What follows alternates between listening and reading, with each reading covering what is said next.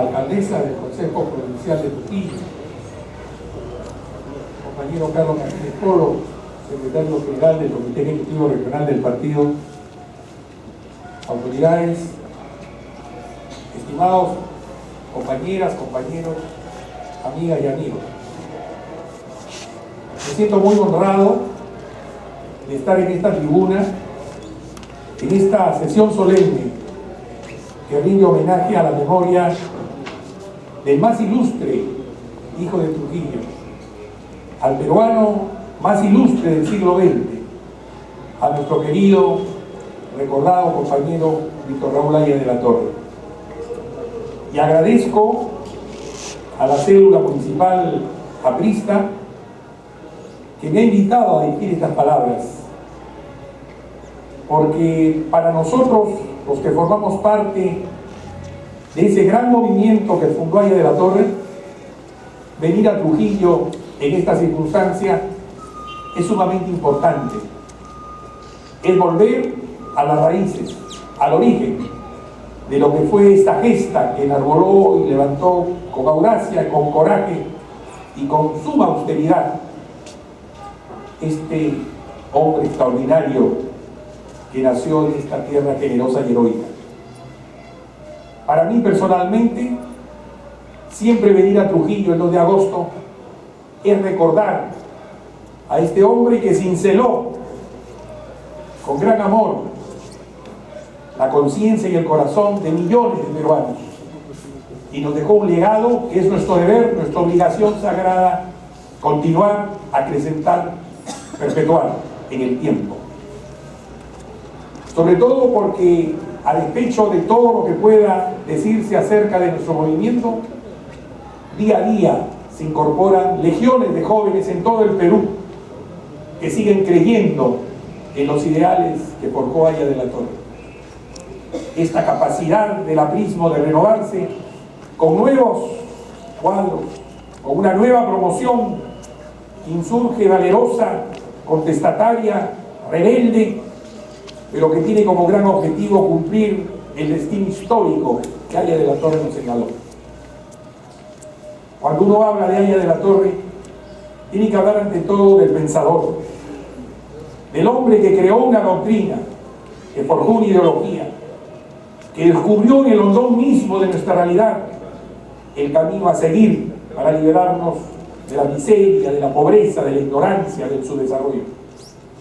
Haya de la Torre fue un hombre genial cuando supo descubrir nuestra propia realidad, cuando supo interpretar esa realidad y plantear soluciones de acuerdo con esa realidad. No fue un hombre que imitara, copiara o plagiara, que de alguna manera buscara cánones externos, modelos extraños, lejanos en el tiempo y en la historia, sino que quiso descubrir aquí, en el Perú mismo, aquí en Trujillo, en Moche, desde muy adolescente, lo que debía ser precisamente el esfuerzo para una gran transformación del Perú. El genio creador de Haya de la Torre, que supo adaptar teorías y conceptos que venían de lejos a una nueva realidad con ese sentido dialéctico que siempre caracterizó su obra creadora. Haya de la Torre forjó un pensamiento nuevo, original, un pensamiento que respondía a nuestra realidad y que precisamente por eso está vigente. Continúa siendo el derrotero que tendrán que seguir todos los movimientos que en este país quieran hacer algo por cambiar al Perú. Porque cuando él señaló el gran fenómeno del imperialismo como un fenómeno de expansión del sistema capitalista que llegaba a nuestros pueblos y que era ambivalente porque tenía su lado bueno y su lado malo, que traía progreso y desarrollo gracias a la inversión que venía de afuera, pero que también nuestros pueblos corrían el riesgo del sometimiento, del vasallaje. Cuando Haya de la Torre, interpretando este fenómeno, iba a decir que era necesario tratar con el imperialismo, con el capital extranjero, pero poniéndole condiciones. Haya de la Torre pensó entonces que la única manera de poder enfrentar ese fenómeno expansionista tenía que ser construyendo en el Perú un Estado un Estado representativo del pueblo. Él lo llamó el Estado representativo de los trabajadores, manuales intelectuales, el Estado de las clases explotadas, oprimidas. Pero junto con ese instrumento nacional tenía que haber una política de integración latinoamericana. Era imposible que el Perú pudiera surgir solo, aislado, frente a los poderes que venían de lejos. Había que unir a los pueblos de América Latina. El viejo sueño de Bolívar, de Martí, el viejo sueño de todos los hombres de la independencia, se tenía que concretar en la unidad política y económica de América Latina. Los Estados Unidos de Indoamérica, como decía él, vale decir, esta anfitrionía que de alguna manera tenía que ser la base de una resistencia contra toda forma de opresión extranjera. No se equivocó cuando habló del Estado antiimperialista, del Estado que tenía que defender los intereses de los más necesitados.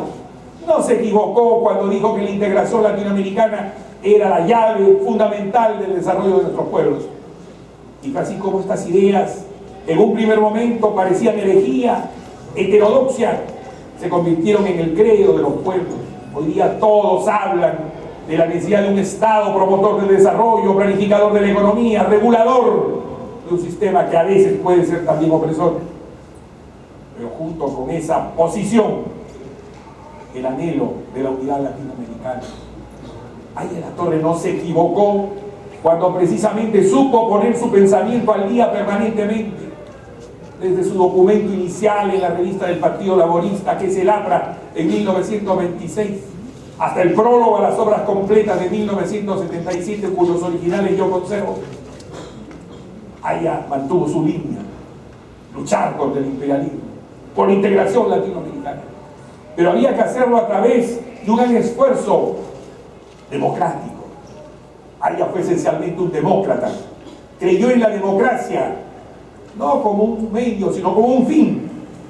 Él nos hablaba de la necesidad de llegar a una sociedad sin clases, sin explotados ni explotadores, una sociedad donde el hombre pudiera aportar de acuerdo con sus capacidades y recibiera de acuerdo con sus necesidades. El viejo sueño, la vieja utopía de todos los revolucionarios del mundo.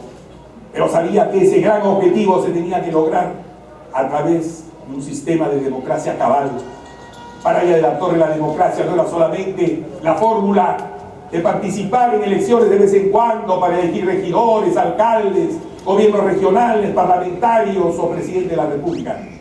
Él entendía que la democracia no debía ser solamente política, sino también económica. Por eso él habló de una democracia social que le garantizara al hombre su derecho a la vida, a la salud, a la educación, al trabajo, al bienestar, de acuerdo a su condición de persona humana. Por eso en la Constitución de 1979, esa Constitución que él firmó el 12 de julio de ese año, que yo también firmé ese mismo día como constituyente y como miembro de la comisión directiva de la Constituyente, porque fui secretario bibliotecario. Esa Constitución establecía en el artículo primero precisamente que el fin supremo de la sociedad y el Estado tenía que ser la persona humana, y teníamos que defenderla, protegerla. Y la persona humana es el hombre de carne y hueso. La persona humana es el hombre que no solamente aspira a la libertad, sino que también aspira a la justicia, a que sus problemas económicos y sociales sean resueltos por un Estado que defienda, junto con el capital nacional y extranjero, junto con el inversionista.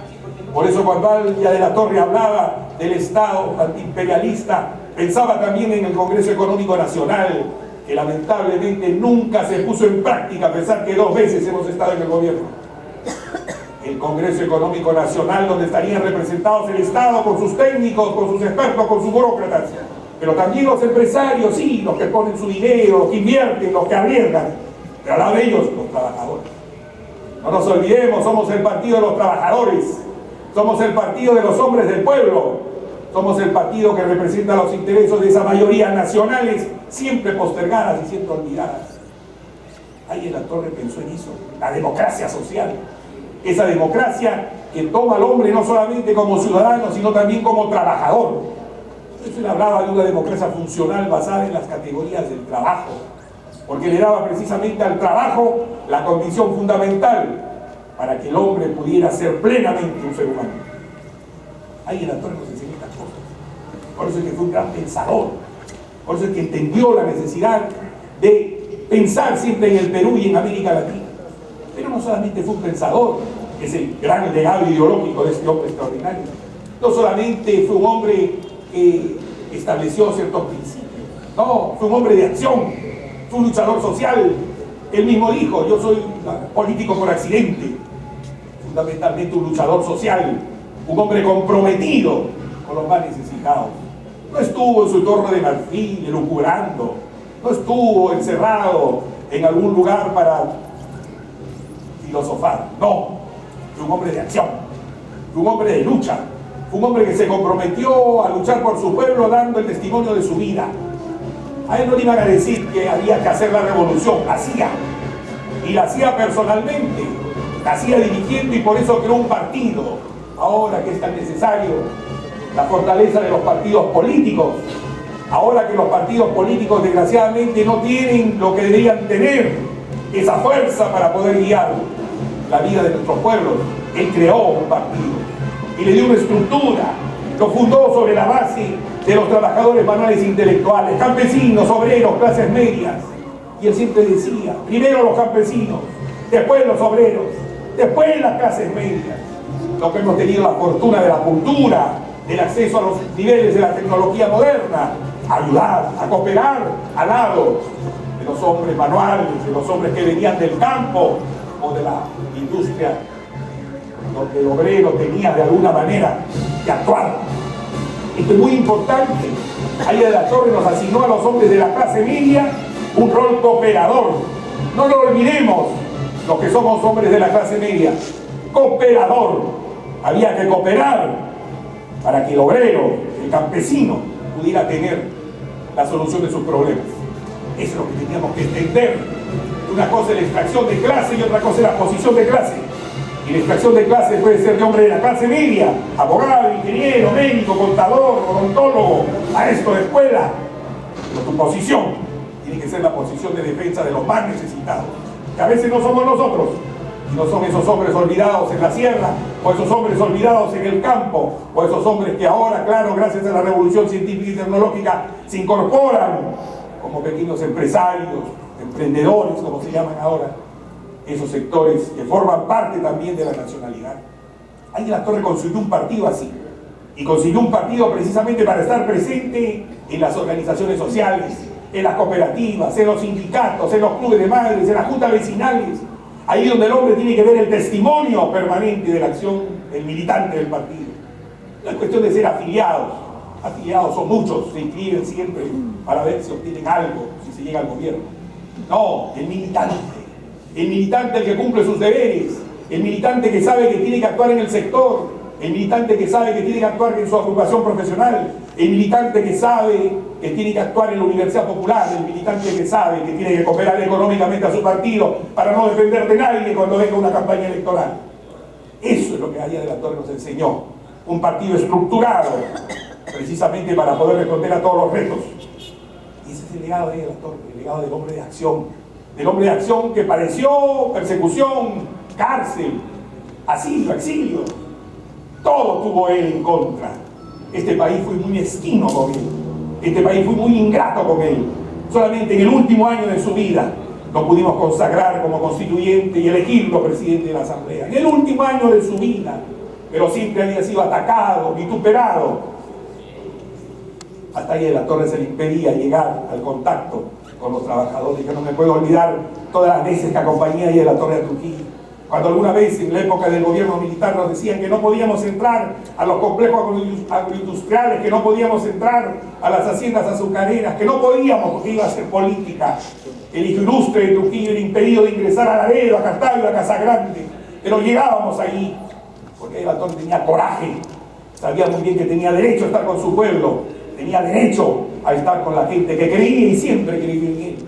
Quizás el mejor defensor de los derechos de los trabajadores del Valle fue Aya de la Torre. Él a veces negociaba los pliegos de reclamo directamente con los Quilmes, con los Aspillas, con todos los que eran los poderosos aquí, para sacar provecho a favor de los trabajadores, que tuvieran mejores viviendas, que tuvieran mejores escuelas, que tuvieran mejores centros de salud. Aya de la Torre se convertía en el gran promotor del progreso de nuestros pueblos olvidados en la costa, en la sierra y en la Amazonía. Era un hombre de acción. No estaba contemplando cómo pasaba la historia. Hacía la historia él mismo, con su esfuerzo creador, con su compromiso. era un militante activo de su causa y por eso sufrió. Pero hay otro legado, no solo el legado ideológico, doctrinario que nos asombra por su clarividencia, por su anticipación, no solamente el legado del gran constructor del partido, del organizador, el que transmitía un sentimiento de amor profundo, de fraternidad, de mística, de fe, sino era el hombre que ponía el sello de su ejemplo vital. Ahí en la Torre puso el ejemplo de su vida. Si había que estar con los pobres, él era pobre. Si había que estar con la austeridad, él era austero. No tuvo la fiebre inmobiliaria que algunos tienen ahora. No tuvo la sensualidad del poder que cree que uno llega al gobierno solamente para aumentar sus recursos personales. Bien o mal, no lo sé. Ahí en la Torre fue ejemplar en eso. Lejano al dinero, lejano a la riqueza. Alguna vez dijo, cuando estaba en la gran clandestinidad, hay quienes acumulan dinero y hay quienes sembramos dolor. El dinero se cuenta, el dolor se mide. Y la diferencia entre estos dos valores radica que mientras al dinero pueden contarlo máquinas calculadoras o empleados a sueldo, al dolor solo puede mensurarlo la balanza de la historia.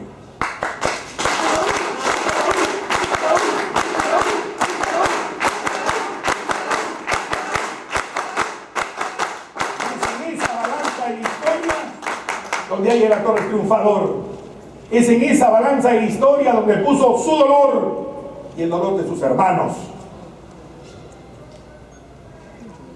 Aquí en Trujillo, en heroica Trujillo, con sus miles de mártires, aquellos que marcharon a Chan para ser fusilados gritando "¡Viva el APRA! ¡Viva Aya de la Torre!". Ese fue el ejemplo del dolor que puso el cemento fundamental de esta obra extraordinaria. Por eso sobrevivimos, no por nosotros, sino por los mártires, por Aya de la Torre, porque los dieron su cuota, los que dieron su cuota de sangre, de sufrimiento, de dolor, de esperanza. Por ellos es que estamos todavía aquí. Estaremos durante mucho tiempo, quizás hasta que se cumpla nuestra tarea histórica, porque funerales heroicos habría que demandar al mundo, como dijo Aya de la Torre en el antiimperialismo y el APRA, cuando el APRA cumpla la tarea de unir a los pueblos de América Latina. Y para eso todavía hay APRA para dar. Pero si trabajamos, si nos esforzamos siguiendo ese ejemplo, el ejemplo extraordinario de Aya de la Torre, creador de una doctrina, forjador de un movimiento, pero que puso el sello de su vida, el sello de su pobreza.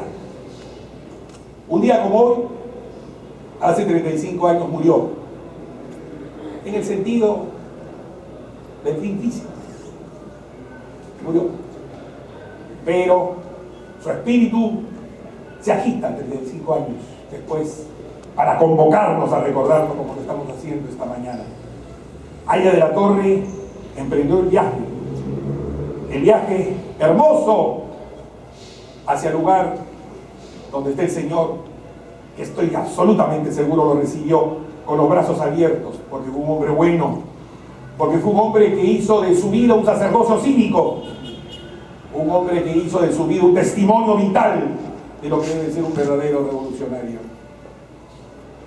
Aya de la Torre, no lo olvidemos, fue sepultado en Trujillo, en un sepulcro donde alguien con gran imaginación y gran amor por él puso un epitafio: aquí yace la luz, aquí descansa la luz, aquí reposa la luz, aquí está la luz. Hace unos días, leyendo una encíclica del Papa Benedicto XVI, a quien yo tuve la oportunidad de conocer y saludar durante mi estancia en Roma en los últimos años, en una encíclica especial sobre la esperanza de la salvación, dijo: la vida es como un viaje por el mar de la historia, a menudo oscuro y borrascoso, un viaje en el que escudriñamos los astros que nos indican la ruta. Las verdaderas estrellas de nuestra vida son las personas que han sabido vivir rectamente. Ellas son luces de esperanza. Jesucristo es ciertamente la luz por antonomasia, el sol que brilla sobre todas las tinieblas de la historia. Pero para llegar hasta él necesitamos también luces cercanas, personas que dan luz, reflejando la luz de Cristo, ofreciendo así orientación para nuestra travesía. Yo creo, recordando a Benedicto XVI, que una de esas luces de las cuales él habla aquí es Aya de la Torre.